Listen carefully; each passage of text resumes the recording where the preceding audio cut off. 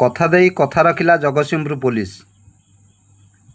ସୂଚନା ଥାଉ କି ଜଗତସିଂହପୁର ଜିଲ୍ଲା ବାଲିକୁଦା ଥାନା ଅଧୀନ ଅପଣ୍ଡରା ପଞ୍ଚାୟତ ତିହୁଡ଼ି ନହରଣା ମୁଖ୍ୟ ରାସ୍ତାର ଚାରିଆକଣ ଛକ ନିକଟରେ ବ୍ରାଉନ୍ ସୁଗାର କାରବାର ଚାଲିଥିବା ଗୁପ୍ତ ସୂଚନା ପାଇଥିଲା ବାଲିକୁଦା ପୋଲିସ, ଯାହାଫଳରେ ଚଢ଼ାଉ ଆରମ୍ଭ କରିଥିଲା ଏବଂ ଜଣେ ଯୁବକକୁ ଗିରଫ କରିଥିଲା।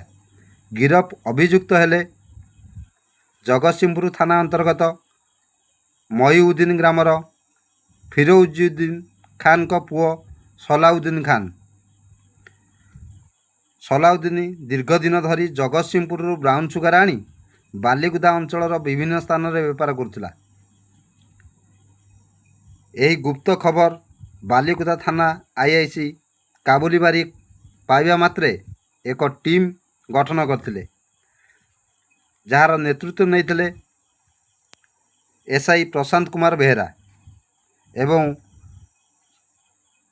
ଆଜି ଏହି ଅଭିଯୁକ୍ତକୁ ଚାରିଆକଣ ଛକ ନିକଟରୁ ଗିରଫ କରିବା ସହିତ ତା ନିକଟରୁ 7 ଗ୍ରାମର ବ୍ରାଉନ୍ ସୁଗାର ଜବତ କରିବା ସହିତ ନଗଦ 2200 ଟଙ୍କା, ଗୋଟିଏ ମୋବାଇଲ ଫୋନ୍ ଏବଂ ଗୋଟିଏ ବାଇକ୍ ଜବତ କରିଛି। ଏହି ଘଟଣାରେ ବାଲିକୁଦା ପୋଲିସ ଗୋଟିଏ କେସ୍ 172/26ରେ ମାମଲା ରୁଜୁ କରି ଅଭିଯୁକ୍ତକୁ କୋର୍ଟ ଚାଲାଣ କରିଥିବା ସୂଚନା ହସ୍ତଗତ ହୋଇଛି। ସାର୍ କ'ଣ କହିବେ, ଦିନକୁ ଦିନ ଧଳାଝାଳ ଆମ ବାଲିକୁଦା ଅଞ୍ଚଳରେ ବ୍ୟାପିବାରେ ଲାଗିଛି, ଆପଣ ଜଣେ ଆର୍ଟିଷ୍ଟକୁ ଧରିଛନ୍ତି, କ'ଣ କହିବେ ସେ? ଦେଖନ୍ତୁ, ମାନ୍ୟବର ମୁଖ୍ୟମନ୍ତ୍ରୀ ଓଡ଼ିଶା ସାର୍ଙ୍କର ଯେଉଁଟା ନିର୍ଦ୍ଦେଶ ଅଛି, ଆମର 6E ଅଛି।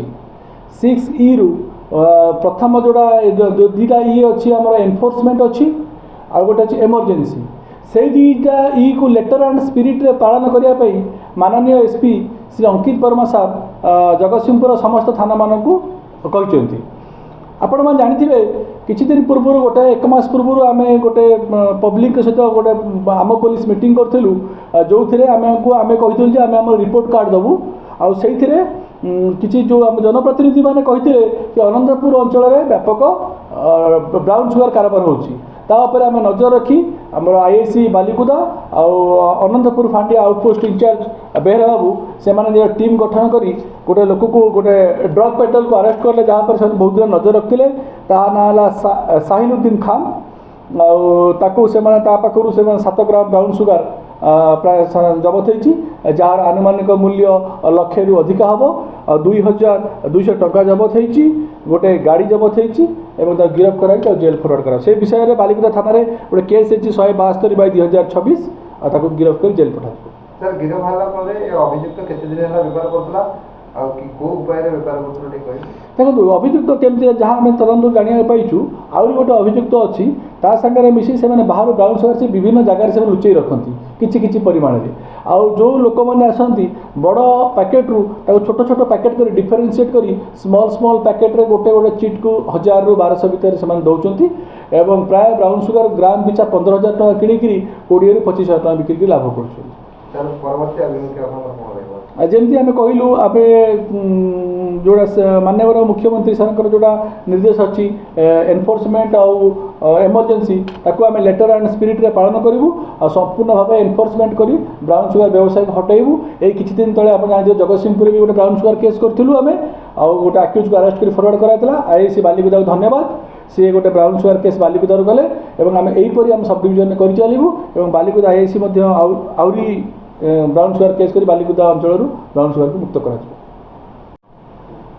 ଏହାଛଡ଼ା ମଧ୍ୟ ଆପଣଙ୍କୁ ଆଉ ଥରେ ସୂଚନା ଦେବାକୁ ଚାହୁଁଛି, ଆପଣଙ୍କ ମାଧ୍ୟମରେ ଯେଉଁମାନେ ଡ୍ରଗ୍ ପେଡଲିଂ କରୁଛନ୍ତି କିମ୍ବା ଯେଉଁମାନେ ଏକ୍ସାଇଜ୍ ବିଜନେସ୍ କରୁଛନ୍ତି, ତାଙ୍କ ପାଇଁ ସ୍ପେଶାଲ ଏସ୍ପି ଶ୍ରୀ ଅଙ୍କିତ ବର୍ମା ସାର୍ଙ୍କ ନିର୍ଦ୍ଦେଶରେ ବହୁତ ଜଲ୍ଦି ଆମର କଲେକ୍ଟର ସାର୍ ଏସ୍ପି ସାର୍ଙ୍କର ଆମର ରିଭ୍ୟୁ ମିଟିଂ ହେଇଥିଲା, ପୋଲିସ ମାଜିଷ୍ଟ୍ରେଟ୍ ମିଟିଂ, ସେଥିରେ ଅର୍ଡ଼ର ଅଛି ସମସ୍ତଙ୍କୁ 129 BNSS ଦିଆଯିବ, ଯେଉଁଟାକି ହାବିଚୁଆଲ୍ ଅପରାଧ ଅଛି ନା ବାଉଣ୍ଡ ଡାଉନ୍ କରାଯିବ। ସେମାନେ ଯଦି ପୁନର୍ବାର କୌଣସି ଅପରାଧିକ କାର୍ଯ୍ୟରେ କିମ୍ବା ମଦ ବିକ୍ରି କରିବାରେ କିମ୍ବା ବ୍ରାଉନ୍ ସୁଗାର ବିଜନେସ୍ କରିବାରେ ଲିପ୍ତ ରୁହନ୍ତି, ତ ସେମାନଙ୍କୁ ଜେଲ୍ ହାଜତକୁ ପଠାଇ ଦିଆଯିବ। କେତେ ଗ୍ରାମ ବ୍ରାଉନ୍ ସୁଗାର ବିକୁଥିଲେ